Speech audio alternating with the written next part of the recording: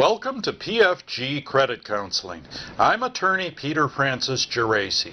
This course is useful to anyone who wants to know how to manage their debt, and I hope you learn a lot. You also have to take a course like this that's been approved by the Executive Office of the United States Trustee in order to file either Chapter 7 or Chapter 13 bankruptcy. So you can use this course for 6 months to qualify to file bankruptcy, or just take it to learn more about handling debt. This course will take about an hour, and when you're done, I hope I've covered everything you need to know about your debt, bankruptcy and non-bankruptcy alternatives, including frauds, scams, and con games you should avoid. Get a pen and paper, and also print the budget and creditor list forms from the first page of this website. The unique thing about this course is that I am an attorney at law with over 30 years experience in financial guidance. My law firm is one of the largest consumer bankruptcy firms in the country. Most credit counseling firms are staffed by non-lawyers and paid for by the same credit card companies, banks, finance companies, and creditors that you may be having trouble with. They can't tell you the ins and outs of all the different debt issues because, frankly, in many cases, they just aren't qualified. This course is separated into sections. First, we will review what debt you have. It is important to understand how you got to the point of bankruptcy so you can recognize and prevent getting into debt again. We will also help you to create a budget. It doesn't matter your age, income, or education level, everyone needs a budget. Living within your means will help you prevent becoming overwhelmed by debt again. The exercises later in the course will show you how to save money and create a feasible budget for you and your family.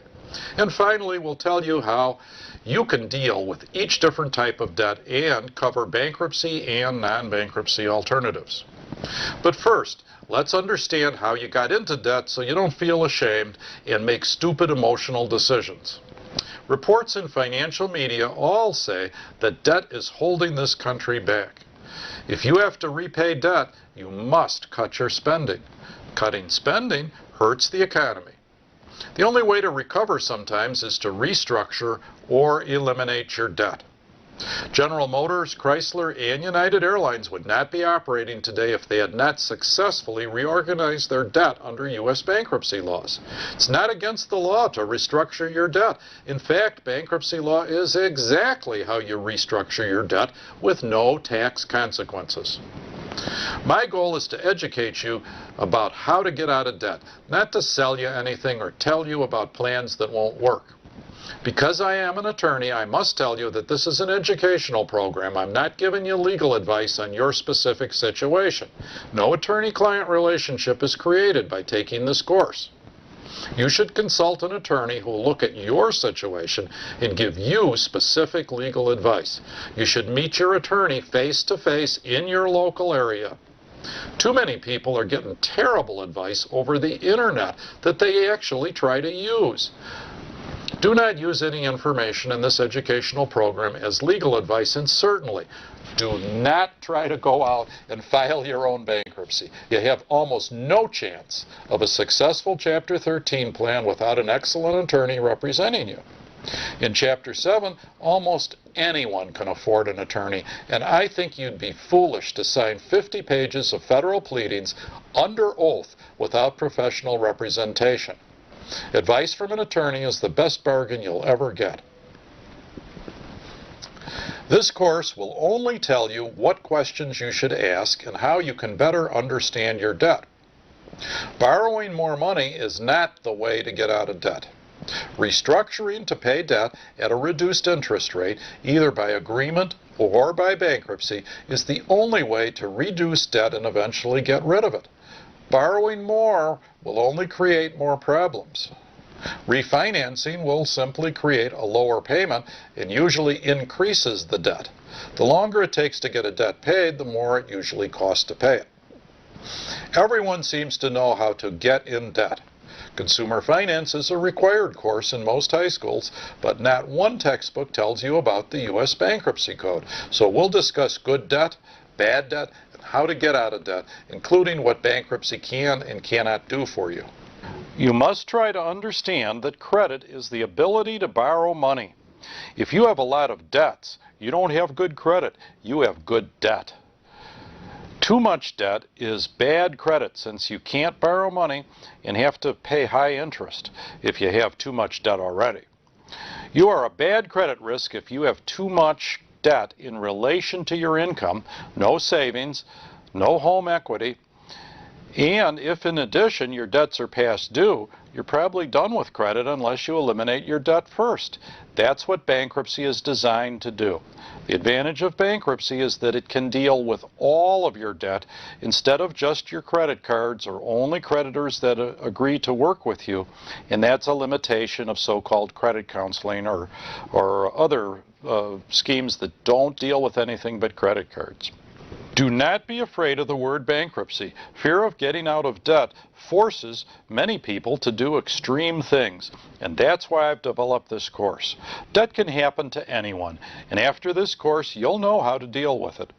You're probably afraid you're going to lose something if you file a petition for bankruptcy relief, so you may be tempted, or probably already have, tried some way to deal with your debt instead of paying it on time. No one with a competent attorney loses any property they intend to keep unless they plan to in advance. Bankruptcy is a plan, not a free-for-all. Bankruptcy or other debt relief. Here are some of the most asked questions about bankruptcy, credit counseling, and your options. Is a Chapter 13 plan or Chapter 7 better than a privately operated debt consolidation service? Yes, in many cases for the following reasons. A private service does not have any power to negotiate with credit cards, medical providers in most cases. So, A, a bankruptcy court can force your unsecured creditors to accept your payment plan. This is even the case when you propose to pay your unsecured creditors a small percentage of their actual claims. B, a bankruptcy court has the power to prevent your creditors from bringing suit against you and from trying to attach your property. C, under a Chapter 13 plan, a court can discharge you from unpaid debts, with exceptions such as DSOs and some taxes, upon the completion of your plan. In Chapter 7, you can discharge many debts in as little as 4 months. D, there are no tax consequences to bankruptcy discharge. With debt settlement, you will get a 1099 for any debt forgiven, and you'll have to pay taxes on it. So, how do you find a competent bankruptcy attorney? Beware.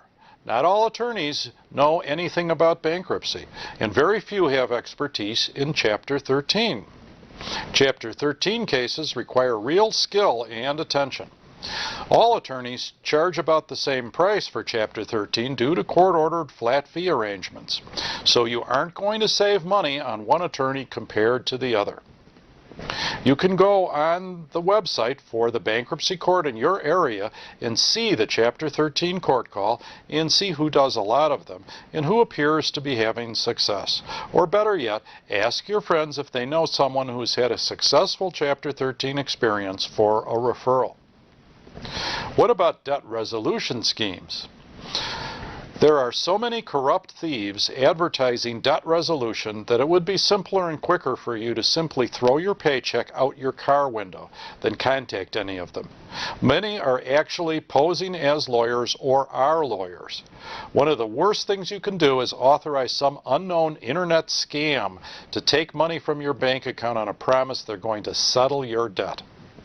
So, if you choose to avoid getting help in bankruptcy, watch out for all kinds of scams and realize that credit counselors or debt negotiators or debt settlement usually only deal with credit cards and medical bills but have no power to stop lawsuits, and you must pay fees which are sometimes upfront before anything is done. It's a bad deal in most cases. Will I lose anything by filing bankruptcy? You certainly will lose your debt. The object of bankruptcy is to protect your assets and paycheck from creditors. So the short answer is you won't lose any property in a well-planned bankruptcy that you complete. You and your attorney should go over a list of your assets and determine if they are protected by exemptions from creditor attachment or liquidation. Either in Chapter 7 or 13, if you list all your assets, like your house, car, pension, accounts, claims and causes of action, rights to receive money, and your attorney's opinion is that they are exempt from creditors, and those exemptions are claimed in your bankruptcy, you should not lose anything. You will lose a perfect credit score, if you have one. So that'll affect your ability to get into debt again until you rebuild your finances. Most people who need debt relief are at their wits' end with bills, so who cares if your credit score goes from 590 to 540 for a while? Credit scores are sales tools for banks and creditors to scare you into paying them back. In the current situation, even people with perfect credit scores can't get loans. So don't worry about that. Worry about your money. Can I get into debt again after I get out of debt? Sure. It depends upon your income and lenders wanting to lend. A good down payment helps for houses and vehicles, but you can't file another Chapter 7 for 8 years, so be careful. Try to save some money and borrow wisely. Chapter 13 is available immediately if you do get into trouble again after Chapter 7. 3. How you got into debt. There's a saying that goes, you don't know where you're going until you know where you've been. The same can be said of your finances. If you do not understand how you got into debt, you are destined to repeat the same mistake. Debt happens to everyone. I have filed bankruptcies for doctors, single moms, and disabled seniors. Most people do not plan on becoming overwhelmed by their debt. Something happens. They are left with little income and a lot of bills. It's important to recognize warning signs and to be able to handle problems when they arise. After your bankruptcy is complete, it's up to you to change your lifestyle and prevent problems before they begin. Problems like job loss, divorce, medical, and bad luck can force someone into bankruptcy. It doesn't matter if you make $200,000 a year or $20,000 a year. If you have debt you cannot afford, you need to seek financial help. You have found help from an attorney, and now it's important to realize how you got to this point. You may have called a bankruptcy attorney for a number of reasons.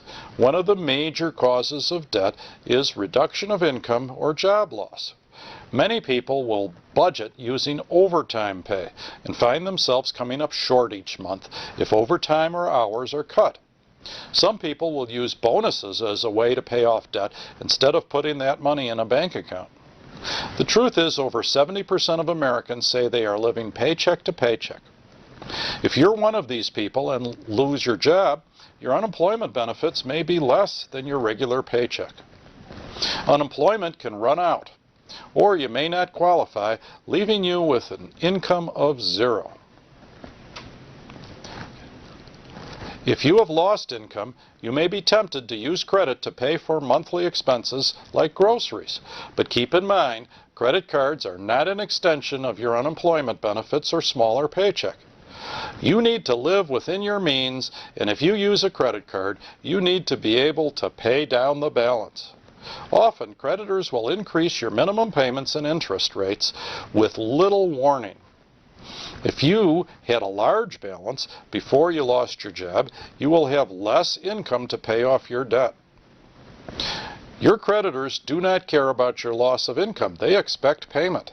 If you're unable to make the payment, your creditors will increase the interest on credit card debt and decrease your credit line. Creditors will start calling you until a payment is made. If you don't make a payment, your creditors will sue you. Creditors will attempt to get a judgment against you, resulting in frozen assets, wage garnishments, or liens against your property. Collection calls and loss of income can put strain on a relationship. Financial issues are a leading cause of divorce, and often the couple finds themselves with a big balance of debt. When you are a two-income household and have two income debts, loss of one income can cause missed payments and inevitably higher interest rates. I have had many clients who have contemplated divorce because of their debt. If you and your spouse are having money problems, consider debt relief before divorce. If you're in the process of divorce, do it before your divorce is final. Your divorce attorney will create financial settlements and obligations for child support, alimony, and an agreement about who is responsible for marital debts. Divorce no longer consists of each spouse paying their own debts. It's a financial agreement between two parties. Eliminating debt before divorce may be a good option. Ask your divorce attorney. Once finalized, you could lose household income in a divorce, the responsibility for all debt, and having to pay child support and alimony. You may also not be able to discharge the obligation to repay debt in bankruptcy. Many of my previous clients going through a divorce have too many medical bills to pay. When a dependent is sick and there's no insurance to pay for the bill, the amount falls onto the parents. In some states, if the debt happens during marriage, both spouses will be responsible, just as spouses can be held responsible for each other's debts as well as the children's. Often, a person will be in debt because of their spouse's medical conditions. I have known many clients with insurance who have needed to file a bankruptcy because of medical bills. If there's an accident or you're diagnosed with a disease, the cost of medical procedures and loss of income for taking time off of work can force someone into bankruptcy. Insurance has become a costly solution to medical problems. Employers will only pay insurance if you work 32 hours a week. If your hours have been cut, your medical insurance may also be eliminated. And the cost of private insurance has skyrocketed for individuals, and many families cannot afford it. If you think you'll have more medical bills in the future, you should ask your attorney about Chapter 13 rather than Chapter 7. A Chapter 7 bankruptcy will only discharge medical bills up to the date of filing. Credit counseling services can help you organize your medical bills into a repayment plan, but the additional bills can cause your payment to increase. You may have already spoken with an attorney, and you should understand why you are filing a bankruptcy. Debt is something no one plans, and anyone can find themselves in circumstances with big debt balances and little income to pay off the balances. Sometimes it's just the cause of debt is just bad luck. Number 4, causes of need for debt relief. Bad luck can happen to anyone. If you're laid off because your company is closing or in a car accident without insurance, there are solutions to bad luck. The best is to save money. A 6-month emergency savings fund could help you if tragedy were to strike. Because of increasing living expenses and high debt balances, most working people have little or no savings. Instead of saving money, they spend their paycheck on current expenses, and when bad luck strikes, they have no savings to use. Without savings, and with a loss of income, it's impossible to stay current with rent or a mortgage payment. Let's do your debt and budget. The first thing is to make a list of your debt. By this time, you should have a credit report. You can get one right now for free at www.freeannualcreditreport.com. Do not go to one of these goofy places you see advertising free credit reports. You only get a free report if you sign up for bizarre services they offer that you don't need but put money in their pockets. You may already have a list of your debts prepared by you and your attorney. If you don't, click on the Print Your Creditor Form List button now and print your creditor list and start on it with me. In order to make a budget, fill in the following information and we will provide you with a basic budget for your zip code, median income, and household size. Don't worry if it's not totally accurate, it's a start.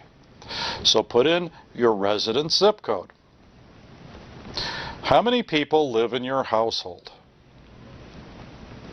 What is your yearly gross income estimated? $27,000, $86,000? You can get this off of your year-to-date in your paycheck. These are the different types of debt most people face. We will discuss them in the order of importance according to the U.S. Bankruptcy Code. 1. Domestic support obligations.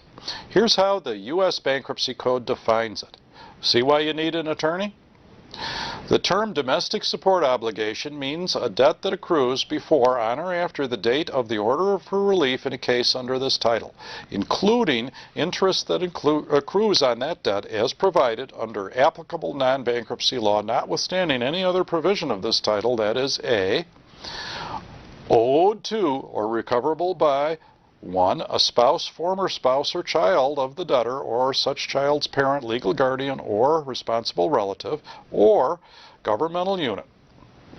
Or it's a debt B in the nature of alimony, maintenance, or support, including assistance provided by a governmental unit of such spouse, former spouse, or child of the debtor, or the child's parents, without regard to whether such debt is expressly so designated.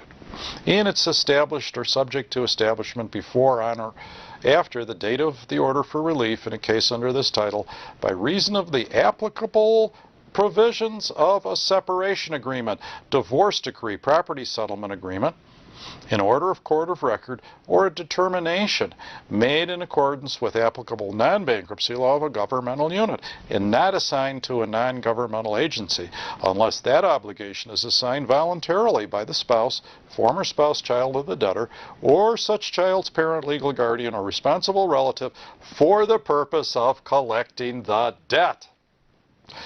You must pay your domestic support obligations. They are not dischargeable in bankruptcy, with the exception of property settlement obligations that are not support in a Chapter 13. And D above. You may try to modify them in state court. Current obligations must be paid in the future, and arrears must be paid in installments in a Chapter 13. In fact, Chapter 13 prefers domestic support arrears ahead of other creditors. Chapter 7 has no effect on DSOs, neither does any other kind of debt settlement or negotiation scheme or agreement outside of a court order or a Chapter 13 repayment plan. You should list each payee for each DSO on your creditor list. Don't leave them off. If you're behind, put the amount next to the DSO payee. List the current monthly payment amount in your budget. List the payment for arrears if under court order for it. List that in the payment for your budget. So you're going to list these on your creditor list. You're going to list the amount in the space provided in the budget. And give a copy of the court order, marital settlement agreement, or other DSO papers to your attorney. Tax debt. Have you chosen to ignore your tax debt? Or did you take too many exemptions so nothing's withheld from your paycheck so you'll get a big refund? Do you have IRS or state tax debt on your income? Or do you have sales tax or employee tax problems? Your bankruptcy attorney will obtain your tax transcripts or returns that are required in all bankruptcy cases. If you have not filed your last 4 years' tax returns for Chapter 13 or last year's return for Chapter 7, you're going to have to do that. Generally, personal income taxes are due on April 15th, after the end of a calendar year. So 2011 personal income taxes are due April 15th of 2012, unless the date is a weekend or holiday, which would add a few days to the due date. You cannot eliminate obligations for taxes due within 3 years of filing bankruptcy. These are priority taxes. So if your main problem is this, you better think about getting rid of other debt so that you can pay your taxes, since the last generally 3 years grow with interest and penalties and can't be discharged. After these taxes are due for more than 3 years, they're treated differently in a bankruptcy. But there are many complicated rules that apply, so don't try this at home.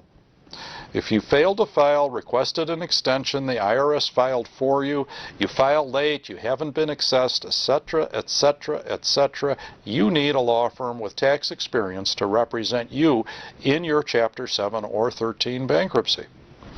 For non-bankruptcy tax payment or negotiation, you can go directly to the IRS yourself or have an enrolled agent who's qualified to represent taxpayers help you.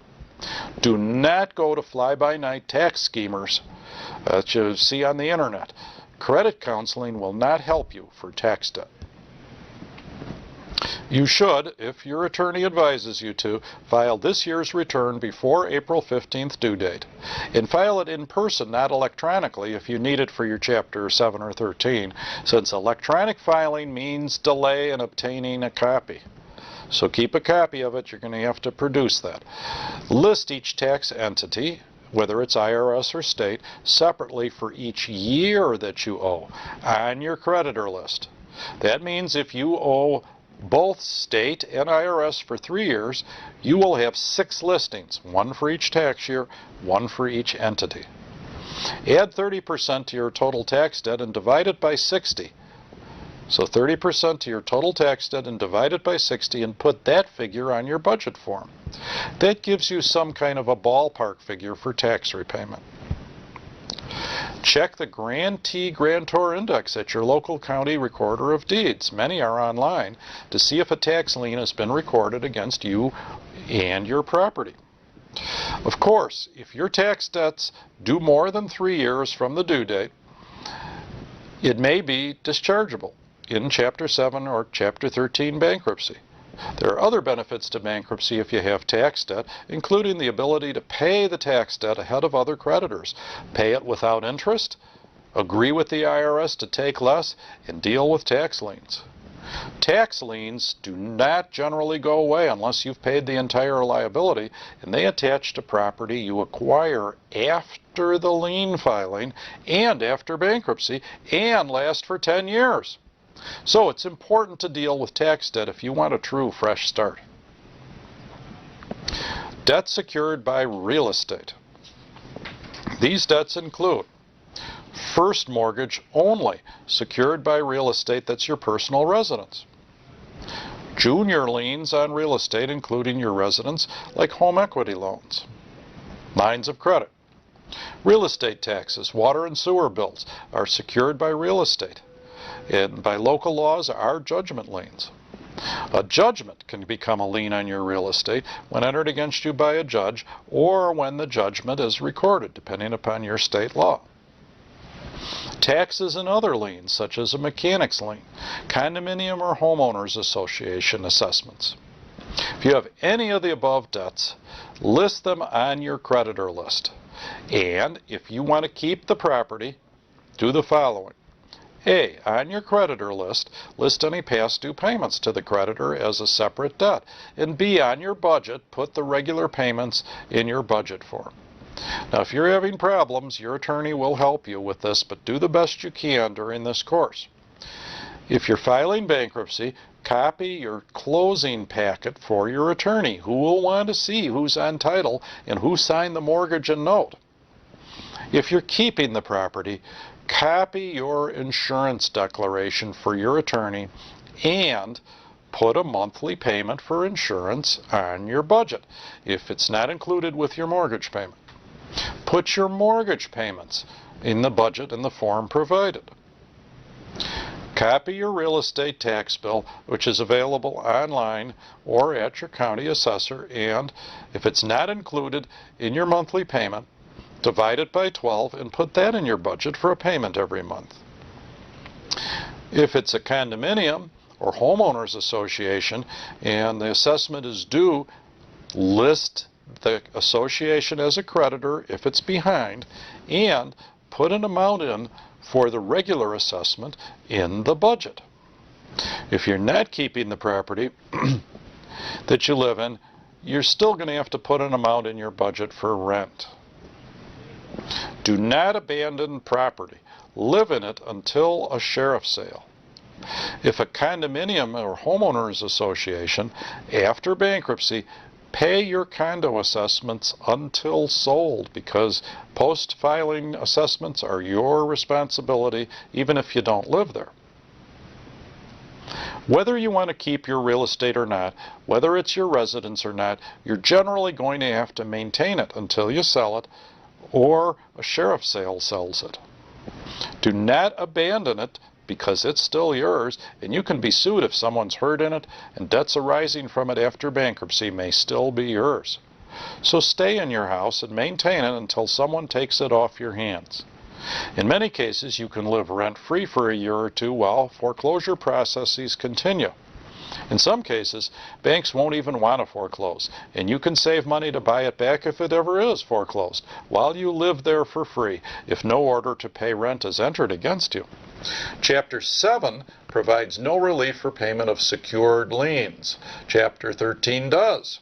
Be very afraid of relying on bogus schemes, debt negotiators, fly-by-night real estate brokers, debt managers, or modification schemes. They just won't work, and you'll lose money. Get face-to-face, not on the internet, advice from a real licensed attorney in a real law firm, not one associated with some company with a bizarre trade name.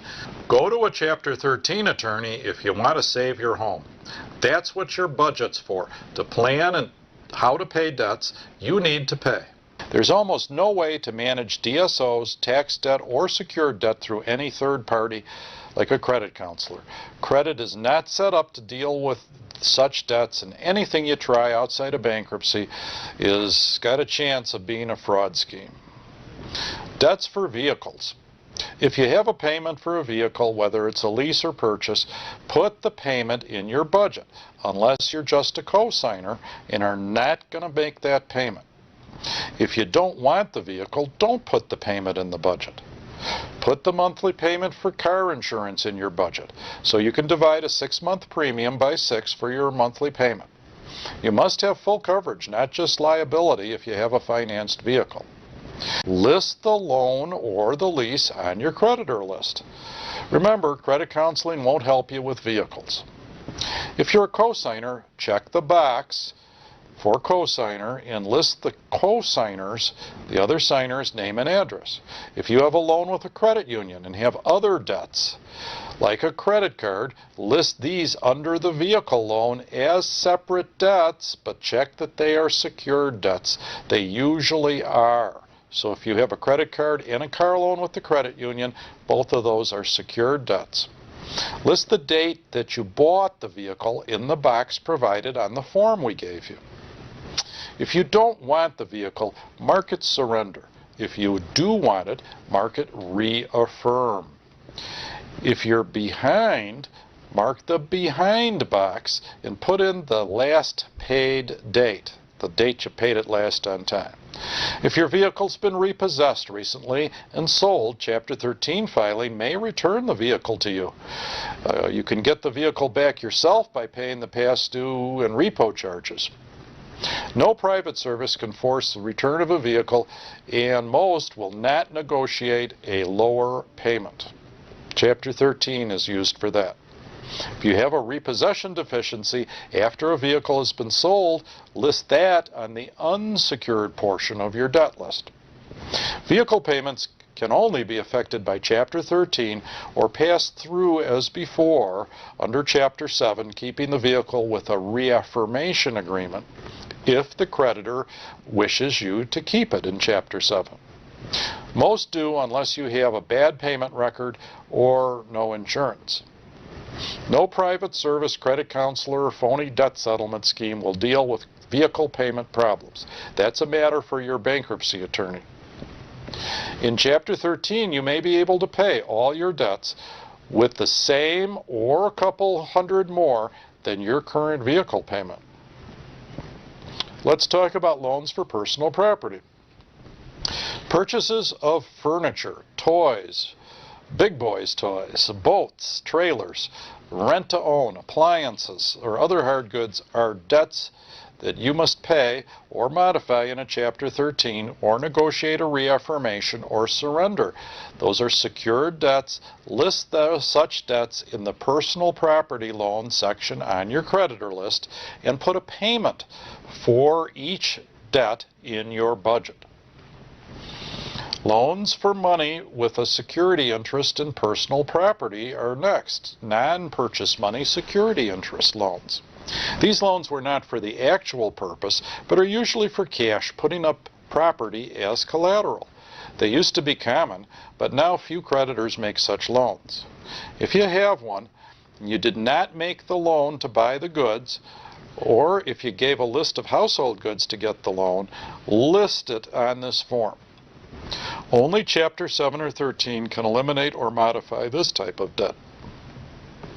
Cosign loans. You may have cosigned for someone, or they may have cosigned for you. List all such loans in the cosigner section of the creditor list if you haven't done it already in the secured portion. If you are paying the loan, put the payment in your budget if you haven't done so already.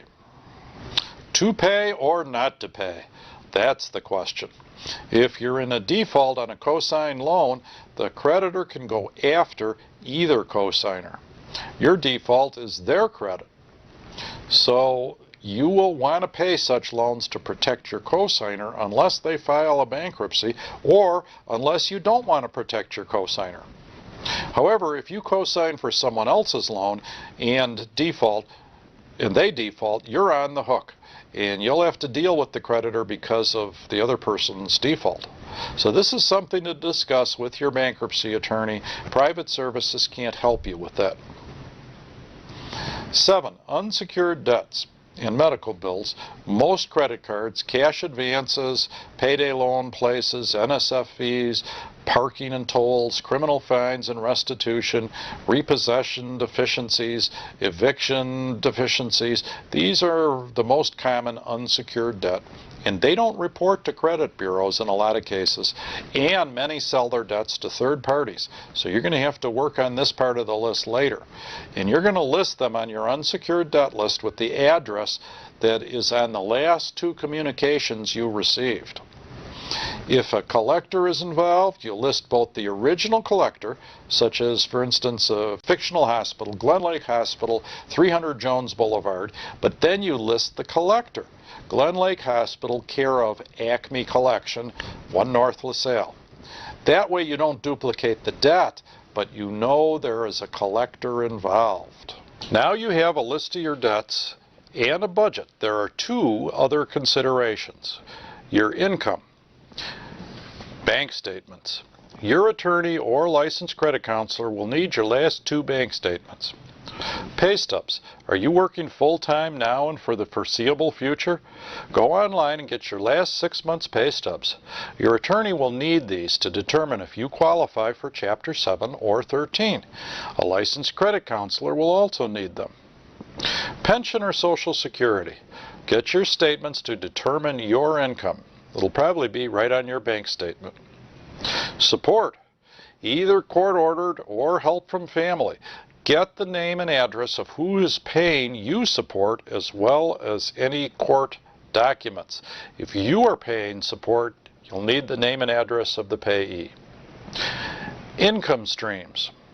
Do you have an annuity, a reverse mortgage, or a contract, or payments from disability insurance or from an injury case?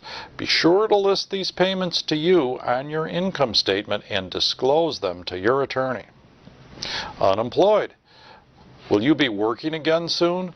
Are you in danger of losing your job? With only unemployment income, your options are very limited, and you can't have a repayment plan with such low income as just unemployment. It's very rare. So Chapter 7 may be your only option, and it will only eliminate debt. It will not help you keep your house or car. So if you're planning and you know you're going to be unemployed, don't start at Chapter 13. B. Assets. Pension and 401k. Do not use pension and 401k to pay down your debt. Don't do it. Don't draw down your pension, incurring penalties and taxable income. Don't even think about it. Don't sell your injury annuity to some "it's my cash and I want it now" outfit. If you have paid in full real estate or vehicles, that may eliminate Chapter 7 as an option in most cases, but not all. Ask your attorney. Paid in full vehicles and houses sometimes limit your options. Can you turn either of these assets into cash and pay off your debt? How about cash and other assets? If you're sitting on enough assets to pay your debt, you may want to do that. Otherwise, you'll need an attorney's advice on Chapter 7 or 13 options. Usually, if you're sitting on a lot of assets in cash, you won't want to do a bankruptcy case. Number one, what do you do? Here are some non-bankruptcy alternatives. Don't borrow anymore. Reduce your living expenses for entertainment, phone, cable, etc. Pay down your debt yourself. If you have some cash, pay off biggest debts first. You can offer a settlement, but you'd have to have at least 60% to make a one-time settlement, and you'll have to pay tax on forgiven debts. Don't go to a debt settlement or debt resolution service. They are mostly fraud schemes taking upfront fees of thousands. They rarely settle anything. They disappear with your money. When you get sued, you have to seek bankruptcy protection anyway. Do it yourself if you want to settle with creditors. Credit counseling is an alternative. If you just can't budget, you have enough money to pay your bills anyway, get free advice from a licensed credit counselor. But again, don't fall for these debt settlement or debt negotiation schemes from the internet. Keep in mind that credit counseling is usually limited to either helping you form a budget. It only deals with credit cards generally and medical bills sometimes. It won't stop lawsuits. And if you don't have enough income to cure mortgage arrears and pay vehicles, there's no excess to engage in any other repayment plan or other debts, there's no sense to going to credit counseling. You could liquidate assets if you have any assets above. Consider whether liquidating them will solve your problem. But if you don't have equity in anything, and if it won't solve your problem, get advice on Chapter 7 or 13 to protect your assets, keep them, and eliminate debt. Again, don't liquidate your pension or 401k or make loans against them. And why your 401k can't be attached by creditors. If it's a non-ERISA plan, it is another circumstance. Leave these for your retirement. Don't liquidate them. What are your bankruptcy options? The origin of bankruptcy can be found in ancient traditions, as found in the Bible, Deuteronomy 15. In the 7th year, each creditor shall release his debtors, and this shall be known as the Lord's release. In the Old Testament, it was the policy that a debt could exist for only 7 years and should be released or forgiven in the 7th year. The purpose was to prevent damage to society by allowing a debt to live forever. The lender was cautioned thereby to lend only as much as the borrower could reasonably expect to repay. Know that owing money you can't pay is bad. People generally end up without money because of circumstances beyond their control, though. Bankruptcy gets rid of your debt for usually pennies on a dollar. You can get a fresh start, back at even, while still keeping the necessities of life. The trick is knowing when you need to file bankruptcy. If your payments are more than 25% of your take-home pay, or if you're paying more than 20% interest on your debt, or if people are calling you constantly, you have a problem and probably need to file for bankruptcy relief. There are 2 types of bankruptcies for individuals, Chapter 7 and 13. Farmers can use Chapter 12, and Chapter 11 is rarely used for high-income individuals. Chapter 7 bankruptcies can relieve you of credit cards, medical bills, payday loans, and other unsecured debt. Chapter 7 bankruptcy will eliminate your debt and allow you to keep your house if your equity doesn't exceed your necessary federal or state exemptions. If you have a lot of equity in the house, you can always file a Chapter 13, reorganize the debt, and keep your home.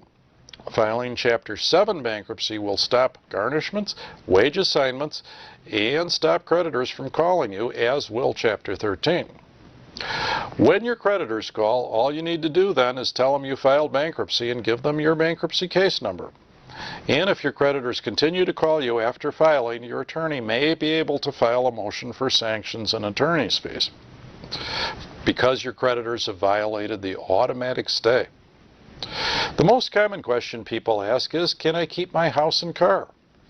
Chapter 7 and 13 rules are designed to do exactly that. After you complete your course, your attorney can tell you the details. What about Chapter 13? This is a court-approved repayment plan that mashes your debt, except for your future first mortgage payments, those can't be modified, into a lower payment you can afford. It lasts no longer than 60 months. You pay the court trustee, who pays the creditors. No collection action is permitted if you comply with your plan. You can't have more than $1.3 million in secured debt and about $323,000 in unsecured debt. There's debt limits. And you do have to have regular income sufficient to meet your regular expenses and pay your Chapter 13 payment that your attorney will calculate. Chapter 13 allows you to pay debts like mortgage arrears, vehicles, even if they're behind, support and taxes in full, while making less payments to less important creditors, making them wait and take less. Chapter 13 bankruptcies reorganize your bills and smash them into one lower payment that you can afford. Chapter 13 bankruptcy includes most of your debts and can get you caught up on your car or your house if you fell behind. Congratulations! You've completed your PFG credit counseling course, except for one last thing. If you plan to use this course to qualify to file bankruptcy, you must call us to speak to a counselor between 9 and 5 weekdays so we can send your certificate to you and your attorney. Have your email and your attorney's email information ready. Thank you and good luck.